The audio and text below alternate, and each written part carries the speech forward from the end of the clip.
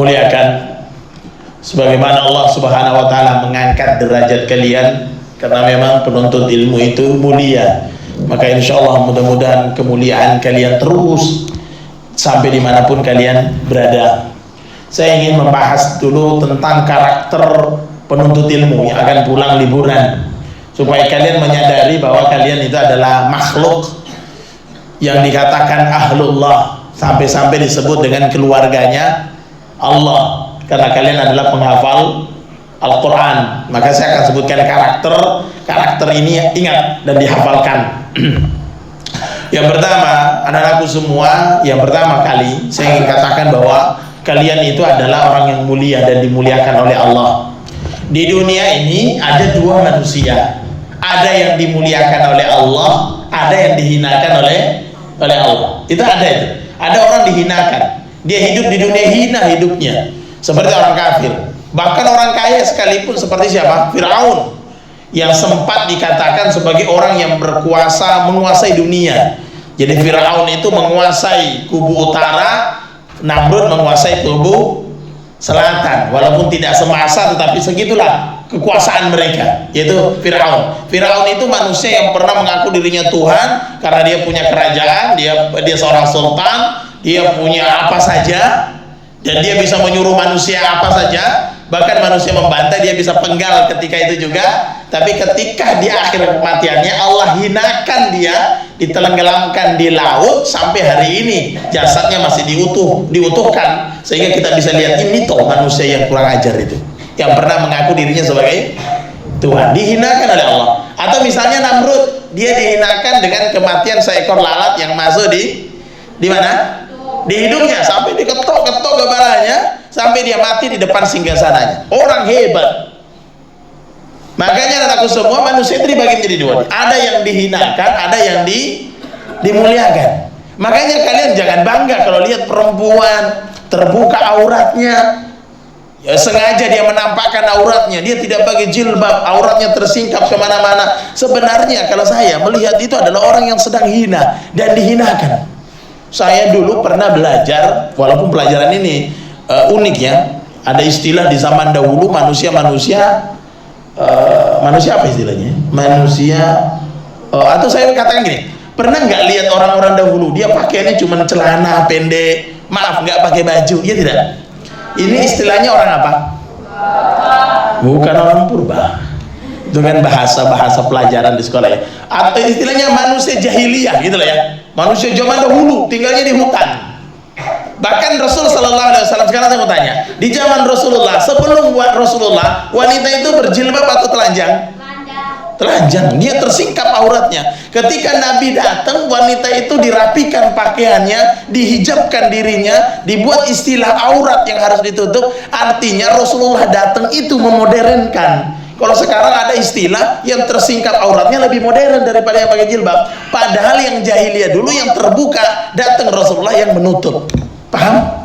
Jadi sebenarnya yang modern itu yang tertutup apa yang terbuka? Yang sebenarnya orang ketinggalan zaman itu yang terbuka apa yang tertutup? Sebenarnya ketika kita melihat ada orang dia tersingkap auratnya, dalam hati saya itu gini, kok ya Allah kasihan ya ada orang yang dihinakan begitu. Dan sebenarnya kalau ada orang nggak sholat, waktu sholat dia nggak sholat, waktu puasa nggak puasa, bahkan sering kali ada orang puasa kok merokok, ada orang nggak puasa makan di warung. Dalam hati saya itu gini, itulah salah satu contoh orang yang dihinakan oleh Allah. Jadi orang dihinakan itu bukan dalam bentuk dimiskinkan, bukan. Orang yang dihinakan itu adalah orang yang tidak mampu berdiri untuk ibadah. Itu orang yang paling hina. Bukan masalah kaya atau miskin.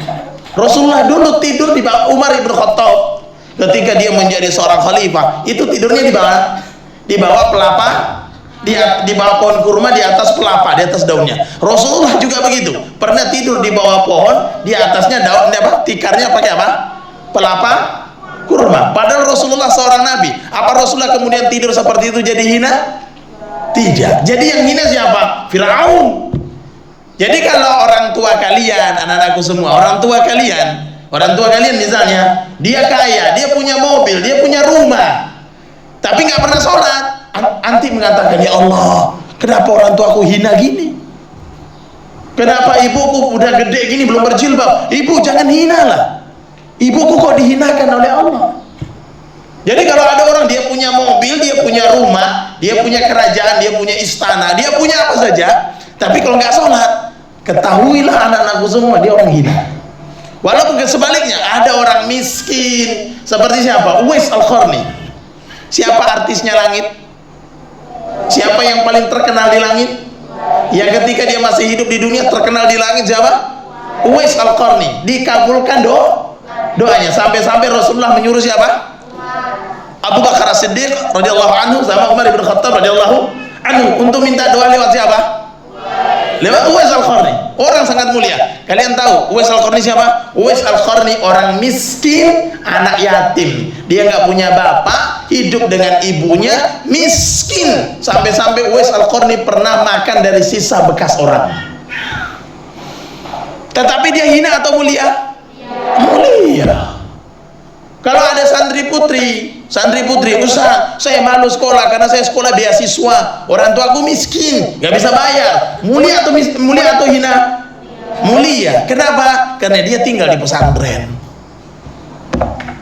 Makanya jangan pernah mengidolakan orang yang hina, mengidolakan orang yang nggak sholat. Yang dihinakan artis daerah mana gitu ya, negara mana itu yang nggak jelas laki apa perempuan itu yang diidolakan. Subhanallah. Itu orang Islam bukan? Itu orang ahli ibadah bukan? Itu orang mulia bukan? Orang hina. Cukuplah perkataan ulama mengatakan orang hina dimuliakan oleh orang hina. Sekarang siapa yang mengidolakan Rasulullah? Ulama. Maka ulama Rasulullah mulia, yang mengidolakan juga orang mulia. Gitu. Ini poin berapa tadi? Pertama, bahwa poin pertama adalah di dunia ini ada orang mulia, ada orang hina. Mulianya seseorang, hinanya seseorang itu tidak dilihat dari hartanya, tetapi hinanya seseorang, mulianya seseorang dilihat dia diangkat derajatnya oleh Allah atau tidak. Makanya Allah mengatakan yarfa'illahu alladhina amanu minkum walladhina utul ilma darajat. Orang yang paling ditinggikan derajatnya di dunia sampai di sorga adalah orang yang beriman dan orang yang menuntut ilmu. Inna akramakum indallah atqakum. Apa artinya? Orang yang paling mulia di sisi Allah adalah orang yang bertakwa. Jadi kalau di sini sebenarnya ada yang miskin, jangan hina. Kemiskinan bukan alamat hina. Saya kemana-mana itu sering bajuku baju kaos, celana sandal jepit. Saya kemarin seharian saya naik motor, sampai ada ustadz bilang, antum naik motor Ustadz? Iya naik motor. Apa berarti saya hina? Enggak. Alat ukur hina dan tak hinanya orang itu bukan pakaiannya. Jadi jangan kalian merasa sok di sini saya kaya Ustadz, kemudian kamu mulia. Enggak. Ustadz itu Darus Ilmi itu bukan berarti orang tuanya kaya kemudian muridnya disayang-sayang. Enggak. Bukan berarti orang tuanya miskin anaknya enggak disayang. Enggak. Alat ukur pondok pesantren, siapa yang bertakwa kepada Allah, dicintai oleh Allah, maka saya cintai juga. Para ulama mengatakan cintailah sesama orang saleh. Paham? Sekarang saya mau tanya sebelum masuk di poin kedua. Kalian ini mau dijadikan manusia hina atau mau dijadikan manusia mulia? Kembalilah kepada orang tuamu, kembalilah ke rumahmu, kembalilah ke desamu, kembalilah ke kampungmu. Tinggal kamu pilih, mau jadi hina ya silahkan, mau jadi mulia ya silahkan. Kamu mau memuliakan dirimu tetap berjilbab, berhijab, dengan memakai atribut-atribut kemuslimahan ya silahkan. Mau balik kamu mau hinakan dirimu, kau campakkan jilbabmu, kau campakkan kaos kakimu, kau campakkan hijabmu, nggak mau pakai apa ya terserah juga. Bukankah juga hewan nggak berpakaian kan? Kalau mau berteman sesama hewan kan juga boleh. Makanya Allah mengatakan kal an'am bal adall, banyak manusia seperti binatang, ternak, hewan, bahkan lebih sesat daripada hewan. Jadi kalau mau balik berubah menjadi hewan, ya silahkan. Siapa tahu memang ada hewan yang lepas dari Darul Silmi, gitu kan, pas. Nah, gitu ya. Makanya saking rendahnya hewan itu hanya bisa diperjualbelikan, disembelih kalau kita mau makan, nggak pernah dimuliakan. Manusia itu saking mulianya, ada bab yang ditulis oleh ulama, bab kedudukan manusia. Makhluk yang paling tinggi itu manusia. Makanya manusia nggak boleh diperjualbelikan. Makanya budak itu kan dihapus, karena manusia tidak boleh diperjualbelikan. Manusia itu punya hak tinggi. Sampai-sampai Abdullah bin Mas'ud mengatakan, Rasul mengatakan, manusia itu punya hak, berhak dia dimasukkan ke surga ketika dia beribadah kepada Allah. Manusia itu mulia, nggak boleh direndahkan, tidak boleh diejek, tidak boleh dicaci maki, tidak boleh dihasad, tidak boleh direndahkan, tidak boleh difitnah, karena manusia itu mulia kedudukannya. Jadi poin pertama, kalian mau mulia atau mau hina, itu kembali kepada diri kalian ketika di rumah. Karena ada baru sehari balik ke rumahnya, dia sudah dihinakan, dia sudah menghinakan dirinya. Ada yang memang dia balik ke rumah, sampai masuk ke pesantren dia tetap berdoa, ya muqallibal qulub tsabbit qalbi ala dinik. Ya Allah, kalau saya di pondok pesantren dalam keadaan seperti ini, maka kembalikan saya di rumah seperti ini, nanti kembalikan saya ke pondok seperti ini. Kalau saya berhijab, saya berjilbab, tertutup auratku, saya lari kalau ada laki-laki, maka jadikan itu juga saya kembali ke rumah tetap dalam kondisi seperti itu sampai saya kembali ke pesantrenku lagi. Itu poin pertama. Tapi kalau ada orang yang hina, silakan balik juga, hinakan dirimu sehina-hinanya sampai Allah mencampakkan hidayah dari kamu, sampai Allah cabut hidayah itu, sampai kamu sudah tidak pernah rasa malu lagi. Seperti banyak orang sudah tidak malu, dia lepas hijabnya, dia joget-joget, nyanyi, silakan, hinakan dirimu. Masih banyak orang soleha, masih banyak ummahat soleha, masih banyak santri-santri wanita soleha, masih banyak wanita-wanita yang rindu dengan jilbabnya. Kalau kamu mau lepas jilbabmu, lepas saja. Kamu mau lepas cadarmu, lepas saja. Mau lepas bajumu, lepas saja. Masih banyak wanita-wanita yang dicintai Allah di Madinah, di Mekah, di mana saja, orang yang masih bertahan di atas jilbabnya. Masih banyak, bukan cuma kalian, masih banyak, masih ribuan miliar orang yang berhijab, yang dia istiqomah di atas kemuliaan yang diberikan oleh Allah. Jadi mau mulia atau mau hina, kembalilah kepada dirimu ketika kamu balik ke rumah. Poin yang pertama. Sekarang poin kedua. Apa poin kedua? Perhatikan. Poin yang kedua, balik ke rumah, baliklah menjadi seorang ahlul Quran. Baliklah ke rumah dengan kesempurnaan akhlak yang baik. Akhlak kalian itu wa khaliqin nasa bi khuluqin hasanin. Kalau orang menghafal Quran, dia punya akhlak yang baik. Salah satunya yang ingin saya tegaskan di sini adalah akhlak terhadap orang yang paling pertama harus mendapatkan akhlak kita. Siapa itu? Siapa itu? Saya ulangi, karena banyak orang tua mengeluh dengan akhlak kalian. Saya ulangi lagi pertanyaannya. Ketika kalian balik ke rumah, siapa manusia pertama yang harus merasakan manisnya akhlakmu? Ketika kalian balik ke rumah, siapa yang harus pertama kali merasakan cahaya kemuliaanmu? Ketika kamu balik ke rumah, siapa orang yang paling pertama kamu sayangi? Kalau kamu faham, amalkan. Kalau kamu faham, amalkan. Ada seorang sahabat dari Anas bin Nadir meriwayatkan bahwasanya Abdullah ibnu Mas'ud, dia pernah suatu ketika, karena ceritanya, karena Allah mengatakan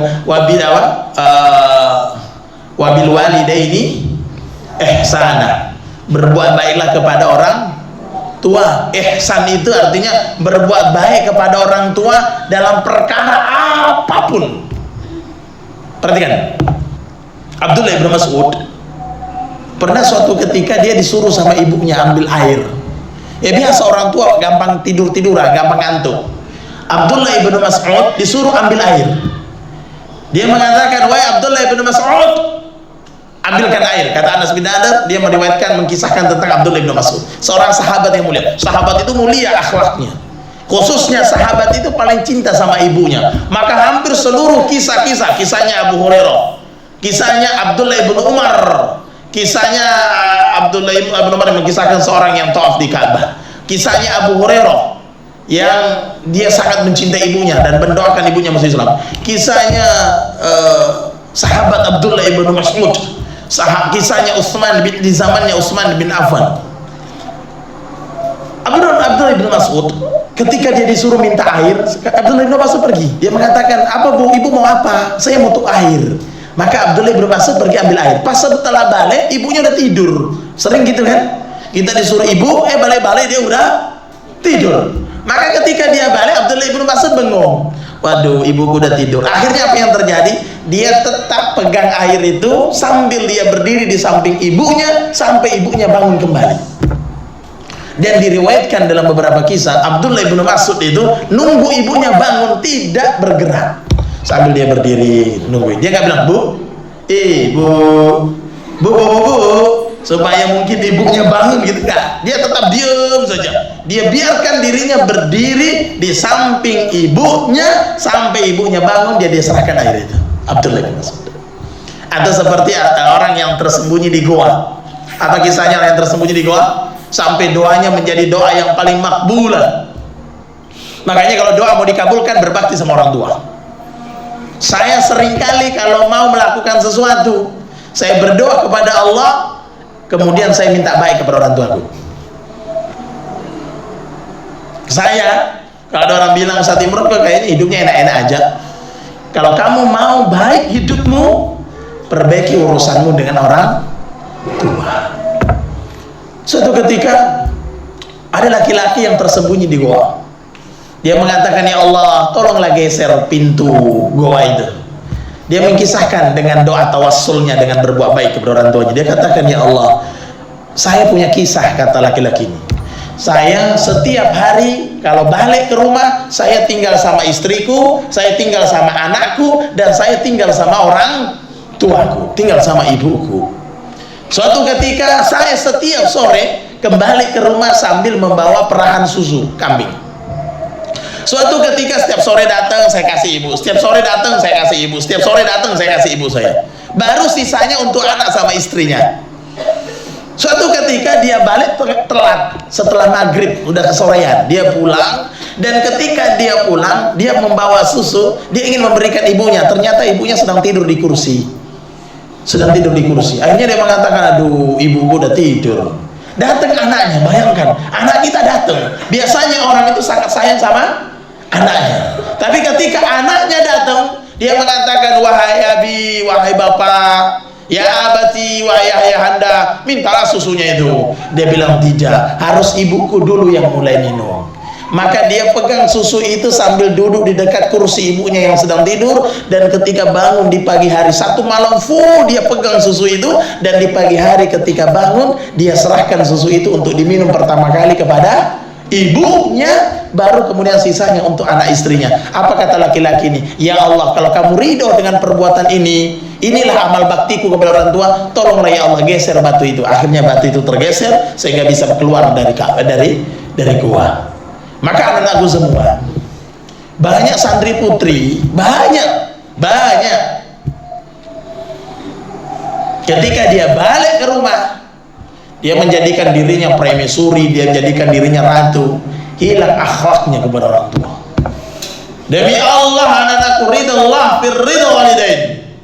Demi Allah anak-anakku semua, tidak ada manfaatnya kamu menuntut ilmu sampai kalau tidak memberikan cahaya kebaikan, pengaruh ilmu itu kepada orang tua. Maka saya minta hari ini yang ibunya masih hidup, dan mudah-mudahan ibumu masih hidup sampai jam 10 nanti. Mudah-mudahan ibumu masih hidup sampai zuhur nanti. Mudah-mudahan bukan ibumu yang hari ini dijadwalkan mati. Maka ketika kamu ketemu ibumu, cium, peluk, dan berbakti. Jangan sampai ibumu yang dijadwalkan, ditakdirkan oleh Allah datang jemput kamu, dia meninggal di dunia di jalan. Saya sampaikan ini.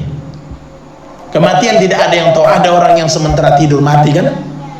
Ada orang sementara sholat dia mati kan? Ada sementara orang duduk-duduk enak minum kopi mati kan? Ada orang mungkin sementara jalan dia mati kan? Maka berdoalah kepada Allah, ya Allah jadwalkan hari ini saya bertemu dengan ibuku. Seperti kisah yang pernah saya ceritakan, seorang ayah yang akan menjemput anaknya di pondok pesantren malah kecelakaan lalu lintas dan bapaknya meninggal dunia. Ini saya sampaikan ini anak semua, supaya kamu menghargai usaha orang tuamu. Orang tuamu itu subhanallah berat, kerja setiap hari, pagi, siang, sore, malam. Dia cuma pengen, ya Allah saya kerja untuk bayar SPP anakku, biar anakku bisa ngaji, biar anakku bisa bahasa Arab, biar anakku pakai jilbab. Balik ke rumah gak pernah berterima kasih ke orang tua, disuruh pelentang-pelenteng. Sampai ada yang saya dengar kisahnya bikin saya nangis. Selama di rumah dia kunci dirinya di dalam kamar, ketika dipanggil dia teriak-teriak. Anak seperti ini gak ada manfaatnya ayat-ayat yang kamu baca. Terus ayat-ayat Al-Quran yang kamu baca tentang birrul walidain dibawa kemana? Saya kalau balik ke rumah, saya sayang luar biasa ibuku. Saya bikin dia ketawa-ketawa. Sampai saya tuh suka bikin apa namanya, lelucon di depan ibu saya, karena ibu saya sudah tua. Kadang saya kelitiin, nah ibu, saya kena mencelebak gitu. Kadang kalau dia sementara sholat, saya tidur di kakinya. Kalau dia sholat Allahu Akbar, saya tiba-tiba pergi sholat di bawah kakinya. Jadi kalau dia sholat, apalah kamu ini sudah ganggu. Nanti kalau dia sudah selesai sholat, dia berzikir subhanallah subhanallah, saya biasa tidur di pangkuannya. Biasanya ada datang kawan saya, Imron jalan-jalan yuk. Enggak, liburan lagi sama orang tua gitu. Jadi kalau saya liburan, seminggu saya di rumah, seminggu saya tidur di pangkuan ibu saya.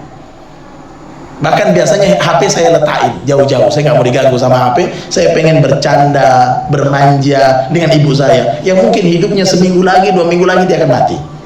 Suatu saat nanti saya akan mengatakan, ibuku innalillahi wa inna ilaihi rajiun. Suatu saat nanti saya akan dapat WA tulisannya, ibumu meninggal. Saya akan mengucapkan innalillahi wa inna ilaihi rajiun.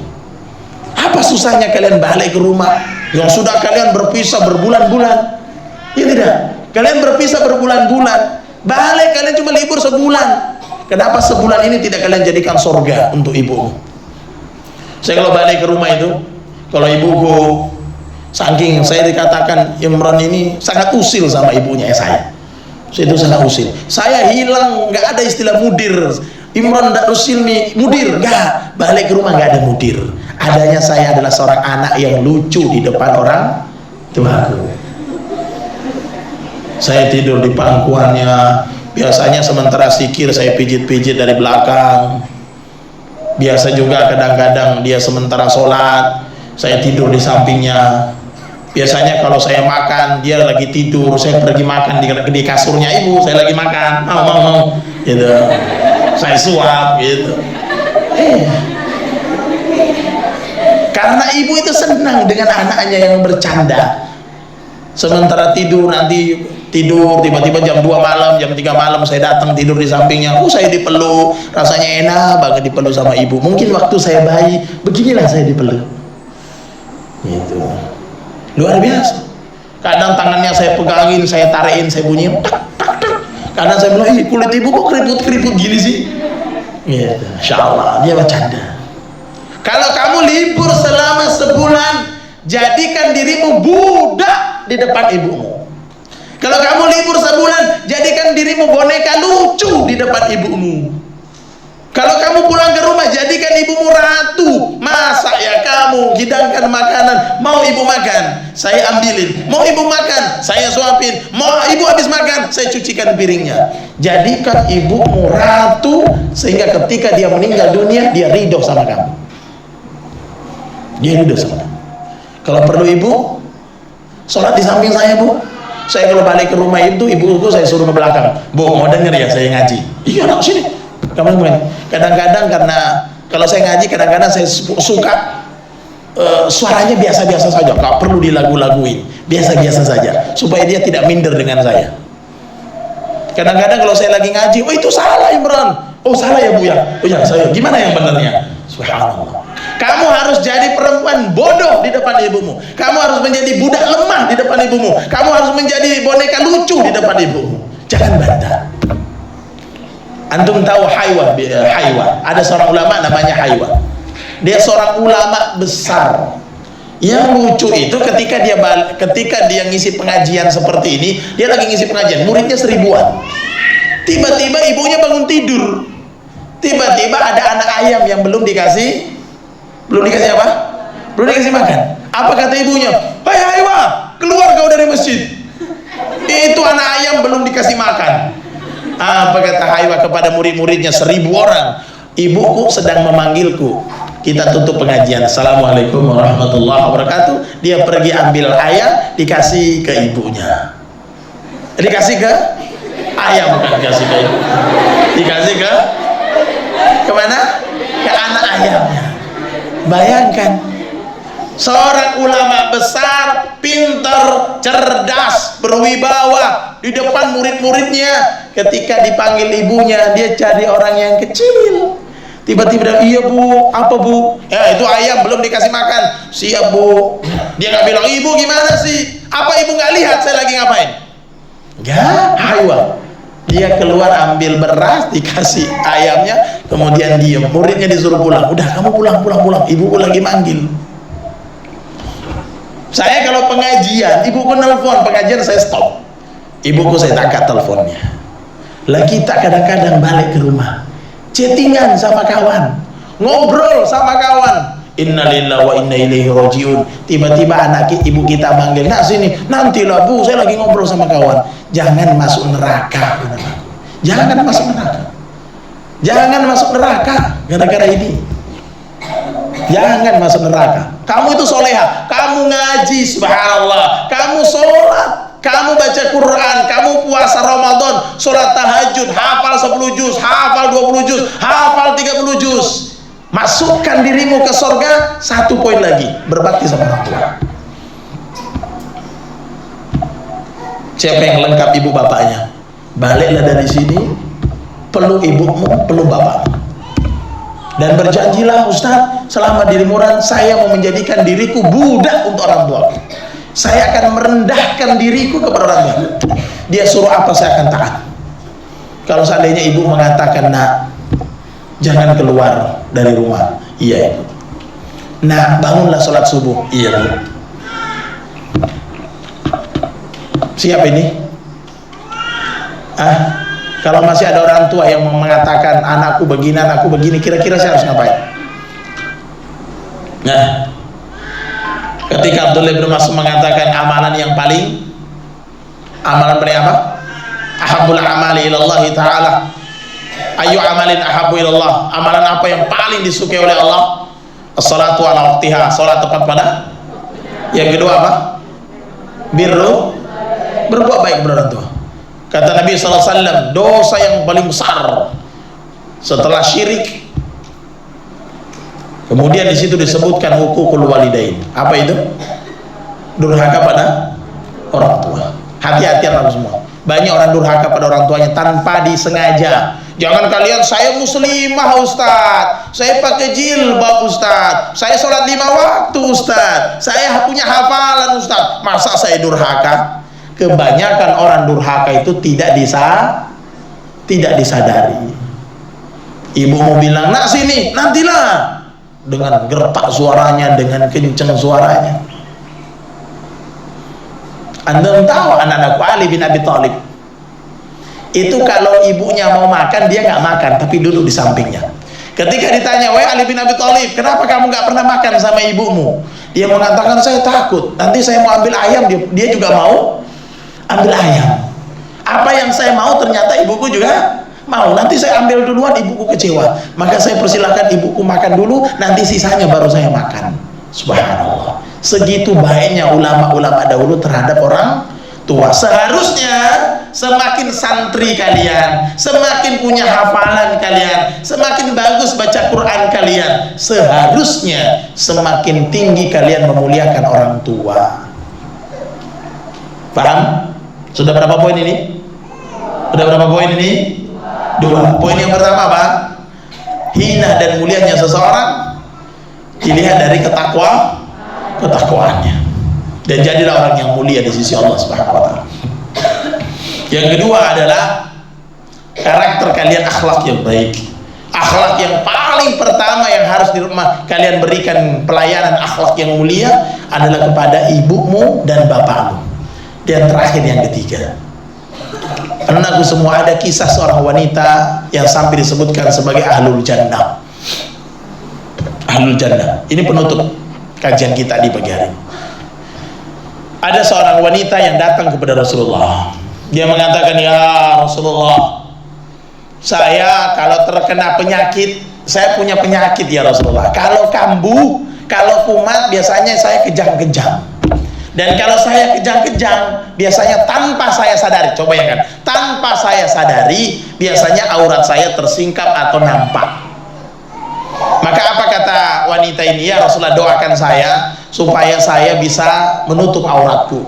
Maka kata Rasulullah, mau nggak saya doakan? Saya doakan kamu sembuh, atau saya doakan supaya auratmu tidak terbuka ketika kamu kejang-kejang. Dia nggak butuh sembuh, dia hanya mengatakan, ya Rasulullah, saya hanya minta satu, ketika saya kejang-kejang auratku tidak tersingkap. Wanita ini didoakan oleh Rasulullah hanya karena pengen auratnya tidak tersingkap dalam kondisi kejang-kejang, dalam kondisi tanpa sadar dia tetap meminta auratnya ditutup. Maka poin yang ketiga saya nasihatkan anakku semua, propaganda liberal, tasyabuh kepada orang kafir yang paling susah hari ini dilewati orang, kecuali orang yang tangguh, kecuali orang yang kuat, adalah menyingkap aurat. Ini poin yang paling berat. Baliklah ke rumah, jaga auratmu. Kata Imam Syafi'i, sampai-sampai rambut sehelai itu adalah auratnya seorang wanita. Anakku semua, saya tutup dengan kalimat ini. Perhatikan, semua kebaikanmu di rumah akan menjadi pahala untuk orang tuamu, dan setiap maksiatmu di rumah akan menjadi beban orang tuamu di akhirat. Semakin kamu bermaksiat di rumah, maka semakin menjadi beban bagi orang tuamu. Semakin kamu bermaksiat di rumah, semakin menjadi beban bagi bapakmu, ibumu di akhirat. Kalau di pondok pesantren kamu bermaksiat, saya tegur, karena saya tidak mau dituntut di akhirat. Tetapi ketika kalian balik ke rumah, ketika kalian bermaksiat, maka ketikalah itulah beban orang tuamu di akhirat semakin besar. Makanya saya heran orang tua, kenapa orang tua seneng banget anaknya balik ke rumah, padahal ketika anaknya bermaksiat, dosa itu menjadi beban orang tua. Paham? Kamu balik ke rumah bikin masalah, orang tuamu di akhirat yang ditanya. Kamu di rumah bikin masalah, orang tuamu yang ditanya. Maka saya ingin sampaikan di pengajian ini, dan nanti saya akan sampaikan ke orang tua, selamat anakmu saya kembalikan ke rumah, anak putrimu, gadis cantikmu saya kembalikan ke rumah. Tapi ingat, setiap dosa yang dia lakukan di rumah menjadi tanggung jawab ibu bapakmu. Maka kalau kamu sayang sama ibumu, sayang sama bapakmu, jangan bikin dosa, karena dosamu menjadi beban mereka di akhirat. Apalagi banyak orang tua dayus. Banyak orang tua dayus. Apa itu dayus? Orang tua yang tidak bisa menasehati anak gadisnya, orang tua yang cuek sama anaknya. Ini adalah orang yang dilarang dan diharamkan masuk surga. Orang tua yang cuek, anaknya mau pontang-panting, anaknya mau pergi sama siapa, anaknya mau keluyuran kemana, orang tuanya cuek. Ini orang tua paling jelek. Kalau orang tuamu seperti itu, maka katakanlah dalam hatiku, kok orang tuaku kayak gini, ini orang tua dayus. Tapi kalau kamu balik, orang tuamu, nah jangan pergi, nah tutup auratmu, nah pakai jilbab, nah kamu sholat, nah pakai kaos kakimu, nah hati-hati di jalan, nah siapa temanmu, nah bangun sholat malam. Itu orang tua paling baik di dunia. Saya cari orang tua kayak gitu. Saya cari orang tua kayak gitu. Karena saya tidak sempat merasakan itu, karena saya masih kecil, bapak saya sudah meninggal dunia. Saya umur kelas 5 SD, bapak saya meninggal. Saya butuh hari ini seorang bapak yang teriak, Imran, salat, Imran, ngaji, Imran, pergi ke masjid, Imran, jangan melakukan hal yang salah. Saya butuh bapak seperti itu. Maka kalau kamu punya bapak seperti itu, cium dia, peluk dia, katakan, kamu bapakku yang hebat, kamu bisa bimbing saya. Tapi yang jadi masalah, kalau ustazahmu seperti itu, setelah kamu balik ke rumah, orang tuamu tidak seperti itu. Ini akan menjadi ujian bagi kamu. Maka nanti saya akan sampaikan pengajian sama orang tua, apakah orang tua peduli sama kamu apa tidak. Coba kamu bilang sama ibu, Bu, Pak, tolong peduli saya, kalau saya melanggar tegur. Tapi kamu juga harus berbakti kepada orang tua, bangunkan mereka juga untuk sholat, suruh mereka memakai jilbab, suruh mereka ngaji, orang tua kalian. Bisa? Berarti berapa poin yang saya sampaikan? Apa yang pertama? Muliakan dirimu dan jangan hinakan diri. Yang kedua apa? Berbaktilah pada orang tua. Jangan lupa peluk mereka, sayangi mereka, ringankan beban mereka di akhirat dengan cara berbakti. Ringankan beban mereka di akhirat dengan cara kamu berbuat baik. Ringankan beban mereka di akhirat dengan engkau berbakti, taat, jangan bermaksiat kepada Allah. Dan yang ketiga apa? Yang ketiga apa? Tutuplah aurat kalian, jaga aurat kalian. Jangan pernah singkapkan aurat kalian. Aurat kalian dijaga, pakai kaos kaki. Ujung kakimu itu adalah auratmu. Barakallahu fikum. Ini yang dapat saya sampaikan. Alhamdulillah gak ada yang ngantuk. Alhamdulillah semua semangat. Habis ini kita bersih-bersih. Dan mudah-mudahan Allah Subhanahu wa taala menjadikan pribadi kita pribadi yang dimuliakan oleh Allah. Mudah-mudahan kita bisa berbakti pada orang tua mumpung orang tua kita masih hidup, dan bagi orang tuanya yang sudah meninggal, doakan terus mereka. Dan yang ketiga adalah mudah-mudahan kita menjadi wanita muslimah yang tangguh, yang bisa menjaga auratnya. Saya tutup, subhanakallahumma wa bihamdik, asyhadu an la ilaha illa anta, astaghfiruka wa atubu ilaik. Assalamualaikum warahmatullahi wabarakatuh.